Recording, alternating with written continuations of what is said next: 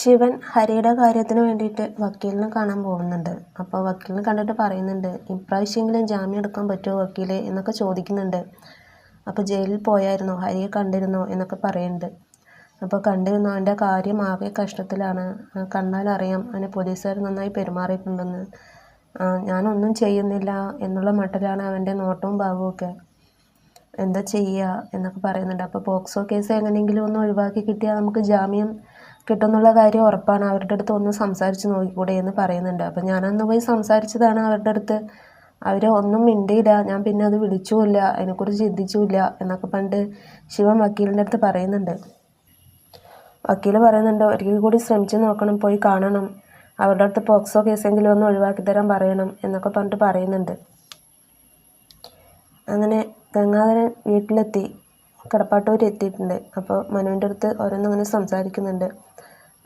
അങ്ങനെ രഞ്ജു ചായയൊക്കെ കൊണ്ടുവന്ന് എല്ലാവർക്കും കൊടുക്കുന്നുണ്ട്. അപ്പോൾ കമല പറയുന്നുണ്ട്, ഹരിയുടെ കാര്യത്തിൽ ആർക്കും ഒരു ശുഷ്കാന്തി ഇല്ല, വക്കീലിനൊക്കെ പോയി കാണുന്നില്ല, ഒന്നും പറയുന്നില്ല, അവനെ ജാമ്യത്തിലിറക്കാൻ ഒന്നിനും നോക്കുന്നില്ല എന്നൊക്കെ പറയുന്നുണ്ട്. അപ്പോൾ ഗംഗാധര മേനോൻ ചോദിക്കുന്നുണ്ട് മനുവിൻ്റെ അടുത്ത്, എന്താ മനു ഇങ്ങനെ, അന്ന് ചെയ്തൂടെ എന്നൊക്കെ പറയുന്നുണ്ട്. ഞങ്ങൾ പോകുകയും വരികയൊക്കെ ചെയ്യുന്നുണ്ട്, അമ്മ അറിയുന്നില്ലെന്ന് മാത്രമേ ഉള്ളൂ, അമ്മയെ വിളിച്ചാൽ അമ്മ വരാറേ ഇല്ല. അടുത്ത ഹിയറിംഗ് വിളിച്ചിട്ടുണ്ട്. അപ്പോൾ ആ പെൺകുട്ടിയുടെ മൊഴി പോലെ ഇരിക്കും ഹരിക്ക് ജാമ്യം കിട്ടുമോ ഇല്ലയോ എന്നുള്ളത് എന്നൊക്കെ പണ്ട് മനു പറഞ്ഞു കൊടുക്കുന്നുണ്ട്.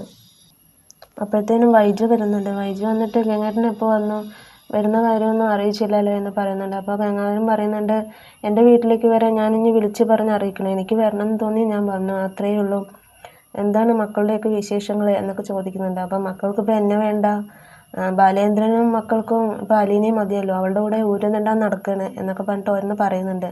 അതിനിടയ്ക്ക് മനുവും കയറി വൈജയെ എന്തൊക്കെയോ പറയുന്നുണ്ട്. അപ്പോൾ അങ്ങനെ ദേഷ്യം വന്നിട്ട് വൈജയോട് ദേഷ്യം വന്നിട്ട് മനു അങ്ങനെ മുകളിലേക്ക് കയറി പോവുകയാണ്. അതിൻ്റെ ബാക്കിൽ തന്നെ ഗംഗാധരനും പോകുന്നുണ്ട്. അപ്പോൾ വൈജ പറഞ്ഞു, അവർ മെല്ലെ സ്കൂട്ടായതാണ് ഇവിടെ നിന്ന്, എന്തെങ്കിലും ചോദിച്ചാൽ മറുപടി പറയണമല്ലോ, അപ്പോൾ അത് പറയാണ്ടിരിക്കാൻ വേണ്ടി അവർ പോയതാണ്, നമ്മൾ രണ്ടാളെ മാത്രം എന്തെങ്കിലും പറയാൻ മാത്രം അവർക്ക് 100 നാവാം എന്ന് പറഞ്ഞിട്ട് കമല വൈജൻ്റെ അടുത്ത് പറയുകയും ചെയ്യുന്നുണ്ട്.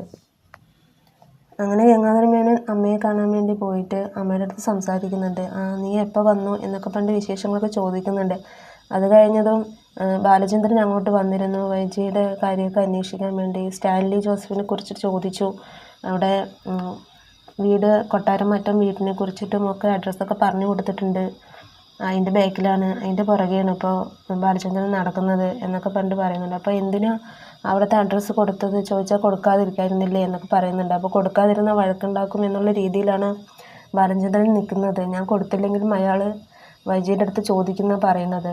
അപ്പോൾ വൈജി അറിഞ്ഞു കഴിഞ്ഞാൽ പിന്നെ എന്താണ് കാര്യങ്ങളുള്ളത് എല്ലാ ഡീറ്റെയിൽസും അവളെ അറിയും, പിന്നെ മക്കളുടെ മുന്നിൽ ചെറുതായി പോകില്ലേ അവൾ എന്നൊക്കെ പറഞ്ഞിട്ട് പറയുന്നുണ്ട്. സ്റ്റാൻലിയോടും വൈജിയോടും നമ്മൾ ചെയ്തത് വലിയൊരു തെറ്റല്ലേ, അതൊക്കെ ഇനി അലീനനെ സ്റ്റാൻലിയെ കൊണ്ട് ഏൽപ്പിച്ചു കഴിഞ്ഞാൽ വൈജയന്തിയെക്കുറിച്ച് അന്വേഷിക്കും, എന്നിട്ട് അവരോട് ചെയ്ത ചതിയൊക്കെ മനസ്സിലാക്കി അവരിങ്ങോട്ട് വരില്ലേ എന്നൊക്കെ പറഞ്ഞിട്ട് അവരോരോ കാര്യങ്ങളൊക്കെ പറയുന്നുണ്ട്.